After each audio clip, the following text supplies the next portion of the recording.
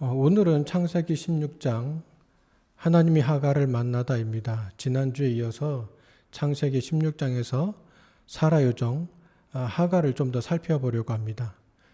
창세기는 족장에 대한 이야기이기도 합니다. 이스라엘 민족이 어떻게 시작이 되었고 어떻게 하나님의 백성으로 성장했는지를 그들의 조상을 중심으로 설명하고 있습니다.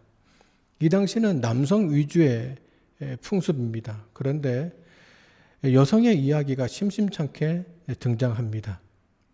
어찌 보면 할아버지들의 이야기인데 가끔 할머니들이 중심이 되어 이야기하고 있습니다. 하갈도 그 할머니들 중에 한 명입니다. 창세기 16장은 하갈을 한 문장으로 설명하면서 시작합니다. 그에게 한 요종이 있으니 애굽 사람이요 이름은 하갈이라. 이 애는 노예 출신이야 라고 주변 사람들에게 말하는 듯 합니다. 아마도 하갈은 사라의 일로 아브라함이 애굽 바로에게 선물로 받은 노예가 아니었을까 추정합니다. 그렇게 하갈은 다른 사람의 소유물이 되었습니다. 그럼 새 주인 아브라함과 사라는 하갈에게 친절하게 대했을까요? 창세기 16장과 21장을 읽어보면 아브라함과 사라는 하갈을 친절하게 대하지 않았습니다. 하나님을 믿는다고 해서 반드시 친절한 것은 아닙니다. 그리스도인들 중에도 성격 나쁜 사람들이 있기 마련입니다. 사라와 아브라함이 가나안 땅에 거주한 지 10년 후 어느 날 자기들의 자녀에 대한 이야기를 하고는 하갈을 통해서 그 당시 그 동네 풍습대로 자녀를 낳기로 결정합니다. 짐작컨대 이때 하갈의 나이가 10대 후반, 20대 초반이었을 테고 아브라함은 80이 넘는 할아버지였습니다. 거기에는 사랑은 물론이고 하갈의 인권, 하갈의 생각, 하갈의 감정은 전혀 없었을 것입니다. 자기 의사와는 아무런 상관없이 아브라함과 잠자리를 해야 했습니다. 그때 그 순간 하갈의 심정이 어땠는지 매우 궁금하지만 아무튼 하갈은 임신을 하였습니다. 아무리 노예지만 주인의 아이를 임신한 순간부터는 대우가 달라집니다. 최소한 먹는 것이나 잠자리가 나아졌을 것이고 하갈의 법적 지위가 달라지지는 않았지만 처음으로 인간다운 대접을 받았을 것입니다. 그때 혹시 하갈이 이런 생각을 하지 않았을까요? 내가 만일 아이를 낳으면 나의 신분에 조금이라도 변화가 있지 않을까? 여성이 아이를 갖게 되면 그 아이와 자신에 대한 미래에 대해서 꿈과 희망을 가지기 마련인데 이것이 하갈에게 불행의 시작이 되었습니다. 성경은 이렇게 기록하고 있습니다. 그가 자기의 임신인을 알고 그의 여주인을 멸시한지라. 사라가 아브라함에게 이르되 내가 받는 모욕은 당신이 받아야 옳도다. 내가 나의 여종을 당신 품에 두었거늘 그가 자기의 임신함을 알고 나를 멸시하니 당신과 나 사이에 여호와께서 판단하시기를 원하노라. 사라가 처음에는 하갈을 두 번째 부인으로 아브라함에게 주었던 것 같습니다. 그러나 하갈이 자신을 멸시한다는 이유로 하나님께 판단받아보자 아브라함에게 화를 냈고 아브라함은 자신의 아이를 가진 하갈이었지만 다시 사라가 하고 싶은 대로 하라고 모른 척 했습니다. 이 본문에 멸시라는 단어가 2번 사용됩니다. 히브리어로는 칼날인데 이 단어는 가볍다, 사소하다, 가볍게 취급하다, 경멸하다, 저주하다 등 다양한 뜻을 가지고 있습니다. 그런데 한글 성경은 이 다양한 뜻 중에 부정적인 의미의 멸시를 사라의 입장에서 선택한 듯합니다. 여기에 흥미로운 점은 4절과 5절에서 지금까지 다른 사람의 눈을 통해 자신을 볼 수밖에 없었던 하갈이 이제는 자신의 시각으로 세상을 보기 시작했다는 점입니다. 그리고 더 놀라운 사실은 주인 사라도 하갈이 보는 방식으로 자신을 보았다는 것입니다. 하갈이 사라를 멸시하는 눈으로 보는 것은 사라의 생각일 텐데 어쨌든 하갈은 자신과 주인과 세상을 자기의 관점으로 보기 시작했습니다.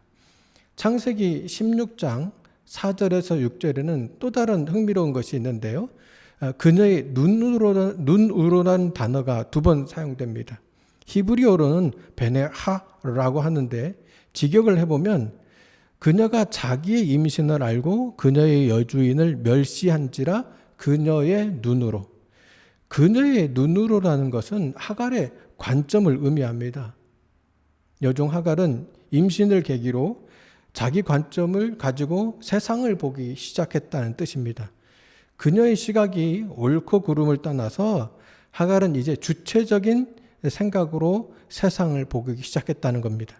사람이 자기 관점을 가지기 시작했다는 것은 자기 스스로 무엇인가를 결정할 수 있다는 증거이기도 합니다.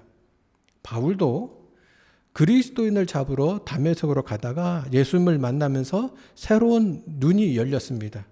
이전까지는 유대인들의 세상 풍조를 따르듯 율법으로 보는 세상이었다면 예수로 보는 세상을 보기 시작했고 고민했고 예수가 그리스도라고 전하는 사도가 되었습니다. 그런데 종이 눈을 뜬다고 해서 어떤 변화가, 특히 신분의 상승이 이루어질까요? 아닙니다. 그것은 쉽게 이루어지지 않습니다. 오히려 더 안 좋은 경우가 훨씬 많습니다. 기득권을 가진 사람은 옛날이나 지금이나 자기 권리나 자리를 쉽게 내놓지 않습니다. 하갈은 자기 눈으로 주인을 쳐다보았다는 것 때문에 주인인 사라에게 학대를 받기 시작을 했고, 그 학대를 받다가 여기서 살다가 죽겠구나 싶었는지 그녀는 도망쳤습니다. 당시 시대 상황을 살펴보면 종이 주인에게서 도망치면 죽음뿐이었습니다. 그런데도 하갈이 도망쳤다는 건 사라의 학대가 지독했다는 것을 짐작할 수 있습니다. 이 상황에서 하갈이 제일 무서워하는 것은 무엇일까요? 아마도 사람이지 싶습니다. 누가 봐도 딱 도망친 노예라는 것이 분명한데 그녀가 선택할 수 있는 곳은 사람이 없는 광야였습니다. 그런 광야에서 그녀는 며칠을 버틸 수 있을까요? 아마도 오래가지 못하고 그녀는 죽게 될 것입니다. 바로 그때 하나님이 하갈에게 나타나 그녀의 이름을 불러주었습니다. 누군가 자기 이름을 기억하고 불러준다는 것은 엄청난 일입니다. 더욱이 제로 불렸을 하찮은 노예 소녀인 하갈에게 이름을 불러준다는 것은 그거야말로 감격스러운 일이기도 합니다. 하나님이 하갈의 이름을 부르셨을 때 하갈의 마음은 어떠했을까요? 마켓에서 목사님 소리만 들려도 뒤를 돌아다 보게 되는데 아마 하갈은 화들짝 놀랐을 것입니다. 종이고 여성이고 그 시대 상황으로 따져보면 당연하게 멸시당하는 하갈에게 하나님마저 처음부터 힘 있는 사라의 편이었습니다. 그래서 결국 하갈은 도망쳤을 것이고, 그런데 지금 하나님은 나는 내가 누구인지 알고 있다 하시며 하갈에게 다가오셨습니다. 하나님은 하갈의 처지와 앞으로의 계획을 어때? 괜찮아? 하시듯 물어보셨습니다.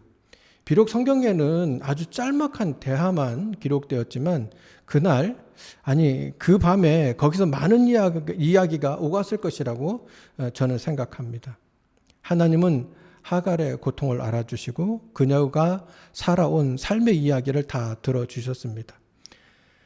우리 하나님은 고통받는 사람의 신음에 귀 기울이십니다. 여호와께서 내 고통을 들으셨음이니라. 하나님은 하갈의 마음이 풀릴 때까지 그녀의 고통스러운 이야기를 다 들어주셨습니다. 사람들은 하갈을 무시하고 외면하고 그녀의 소리를 들어주지 않았어도 하나님은 하갈의 손을 잡고 하갈의 소리에 귀 기울이셨습니다. 여러분은 하나님과 개인적으로 은밀한 이야기를 나눈 적 있습니까? 하나님이 여러분의 손을 잡고 위로해 주시고 안아주셨던 경험을 언제 하셨습니까? 하갈은 위로의 하나님, 사랑의 하나님을 만났습니다. 하갈은 하나님이 자기를 지켜보시며 자기를 사랑하신다는 것을 확신했습니다. 이제는 죽고 사는 문제가 두렵지 않습니다. 이제 그녀는 사라의 학대가 문제가 되지 않습니다. 지금 이 하나님이 함께 하시면 세상에 어떤 문제도 겁날 것이 없다 싶었고 도망친 주인 집으로 돌아갈 용기를 얻게 되었습니다. 사라가 할 수 없는 일을 하갈 내가 했고 견뎌냈구나. 하나님이 자손을 주겠다는 언약에 자신들의 계획을 덧씌우고 하갈에게 시대의 풍습이니 당연한 것으로 포장하여서 하나님의 계획이 이루어진 것처럼 둘러댔던 사라와 아브라함이 저지른 결과를 하갈은 온몸으로 감당하였습니다. 이런 하갈에게 하나님은 이제 내가 내 편이 되어주겠다 위로하시고 하갈을 주체적인 사람으로 존중하십니다. 그리고 하나님에게 주시겠다는 자녀를 하갈에게도 약속하십니다. 내가 내 씨를 크게 번성하여 그 수가 많아 셀 수 없게 하리라. 이 말씀은 아브라함에게 하셨던 약속과 거의 버금가는 약속입니다. 아브라함이 자신이 후계자라고 생각했던 조카 롯이 자기를 떠나 소돔과 고모라로 가버린 그 밤에 하나님은 우울해하던 아브라함에게 다시 나타나셔서 약속하셨습니다. 내가 내 자손이 땅에 티끌같게 하리니 사람이 땅에 티끌을 능히 셀 수 있을진데 내 자손도 세리라. 아브라함에게 주셨던 약속이나 하갈에게 주셨던 약속은 매우 비슷합니다. 아브라함과 사라는 하갈을 그냥 씨바지 수단으로 대우했지만 하나님은 하갈을 아브라함과 동등하게 대우하셨습니다. 그녀는 이제 수단이나 도구가 아니라 하나님의 약속을 실현하는 주체가 되었습니다.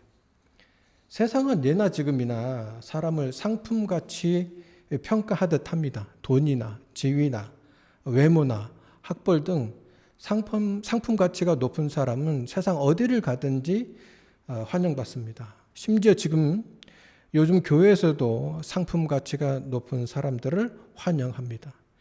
교회도 점점 로얄리티 소사이어티가 되어가고 있습니다. 그러나 하나님의 생각은 사람의 생각과 전혀 다릅니다. 상품 가치가 하나도 없는 하갈에게 하나님은 아브라함과 동등한 약속을 주시고 그 약속의 주체로 당당하게 살게 하셨습니다. 지금은 학대받고 존재 자체가 미약하고 지금은 복종하는 존재이지만 장차에 그녀의 후손은 크게 번성할 것이고 그녀를 분명히 기억할 것입니다. 하나님이 하갈에게 주신 이 약속의 말씀 중에 시의 의미는 먼지처럼 사라질 하갈 자신을 기억해 줄 누군가를 주시겠다는 것입니다. 명예가 없어도 이름을 기억하겠다는 것입니다. 지금은 혼자이고 지지자도 없지만 미래의 하갈은 엄청나게 불어난 자신의 씨들을 보게 될 것이고 그 셀 수 없는 많음이 그녀의 과거와 현재와 미래를 압도할 것입니다. 앞으로 오게 될 희망이 지금의 절망을 압도할 것입니다. 흔적도 없이 사라질 자신에게서 생명의 씨앗들이 나와서 이 광야 같은 죽음을 압도할 것입니다. 인간으로서 마땅히 가져야 할 존엄과 인격의 의미를 하나님은 하갈에게 알려주셨습니다. 이제 그녀는 혼자가 아닙니다. 그녀에게는 만물의 주인이요 창조주 하나님이 계십니다. 이제 그녀는 하찮은 수단이나 도구나 씨바지가 아닙니다. 그녀는 하나님의 약속을 성취할 약속의 주체자가 되었습니다. 하갈은 자신의 이름을 불러주신 하나님에게 독특한 하나님의 이름을 부르며 대답합니다.